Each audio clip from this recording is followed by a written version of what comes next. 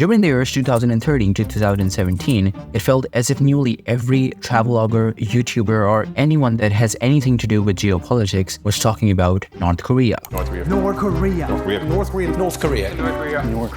name flooded news media outlets, TV channels, YouTube channels, meme, and essentially every platform. This name was suddenly a huge clickbait, evident by the number of views these videos would get. And then suddenly, it stopped. It was like after 2020 that it felt as if everyone stopped talking about North Korea. Mentions of North Korea would go down. In fact, as per my own memory, most of the videos about North Korea I have seen were during the years 2013 to 2017. Following this period, there was a very noticeable decline in the amount of videos that I would see on my own YouTube feed. And even upon searching this term, the once clickbaity term North Korea, where thousands of new videos would appear, a lot less newer videos starting to appear now. To confirm this, I turned to Google Trends and searched this term North Korea. And as I imagined, the data revealed a spike of interest that eventually peaked in 2017. And then the trend practically died down. I'm curious to understand why this shift occurred. Initially, one might assume that these videos emerged due to the sheer lack of uncertainty and the lack of information available about North Korea, prompting widespread interest. However, upon conducting some research, I realized that there were very few new developments during these years. North Korea was just as obnoxiously ruled in early 2000s as it is today. Connections from within the country to the outer world were just as few. Internet was just as non-existent as it is today. So the question remains, why do people care less about the country today? I also want to know how North Korea looks like today and if there has been any new developments recently.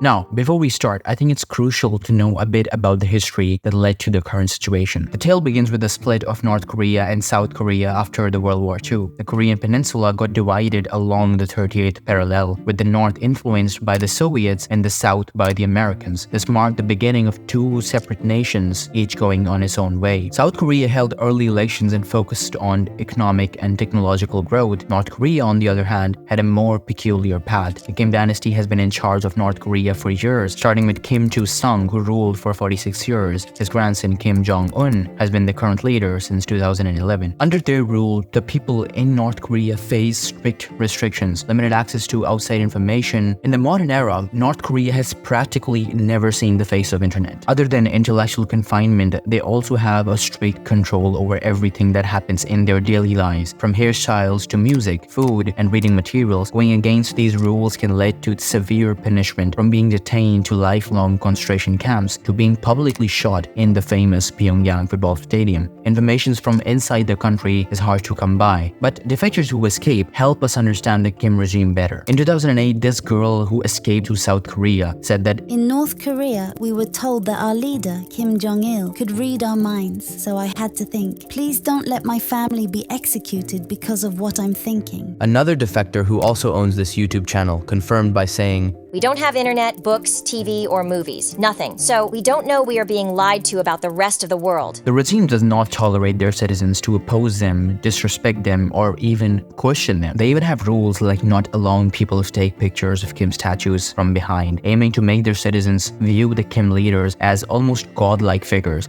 I briefly did this comparison between North Korea and South Korea earlier. It's so obvious from even the outer space. In 2016, NASA clicked this picture that shows North Korea completely dark while South Korea is fully lit. This stark contrast highlights the life conditions in North Korea and its sheer disconnect from the rest of the world. But okay, these conditions are nothing new. In fact, they've been around in similar shape of form since the partition of Korean Peninsula in 1945. Which brings back the question, why was North Korea on everyone's YouTube channels and blog articles during mid-2010s? To answer this, I used my beautiful board of keys to do a few searches and my pretty little mouse to make some clicks, and also dug up old news articles and tried to read a lot of what was written about North Korea during these years. In 2015, an American student by the name of Otto Ampier travels to North Korea with a group. On his tour, Otto gets arrested for stealing propaganda poster from his hotel and gets subsequently detained to the capital, Pyongyang, where he's kept as a captive for 17 months. In 2017, when he's eventually released, Otto only lives for a few days in coma until he eventually dies. This news creates global headlines, and suddenly everyone starts sharing their bizarre bizarre travel experiences to North Korea. Adding on to the fuel of this, on September the 3rd of 2017, North Korea conducted their most powerful nuclear test till date. They claim to have tested a 100 to 250 kiloton hydrogen bomb that was capable of doing intercontinental damage. This, among others, in the series of nuclear tests by North Korea, alarmed the rest of the world about a potential regional stability threat. Following such news, then President of the United States, Donald Trump, engaged with the North Korean leader Kim Jong-un over a series of rhetorical tweets, one that wouldn't only escalate tensions but also gain a public interest in a more sarcastic way. The Korean leader would state that he keeps a nuclear button on his desk at all times, to which Trump replies he keeps one at his desk too, one that is much bigger, powerful, and one that actually works. Following this, Trump and Kim Jong-un met at the Inter-Korean Summit in 2018. Okay, hold on. Let's pause at this picture. I want to see this picture next to these tweets. This looks unsettling on so many levels. Anyways, these stories and headlines combined with an inherent curiosity about a country about which basically very less is known. You can't really travel to the country. You have basically none of their citizens in other countries unless they escape. So suddenly, this idea about anyone sharing anything new about North Korea suddenly became a huge clickbait on YouTube. People would make multiple of these videos and they would all get tons of views. Combine this with the meme culture and you have the perfect explanation of why you saw so many of these videos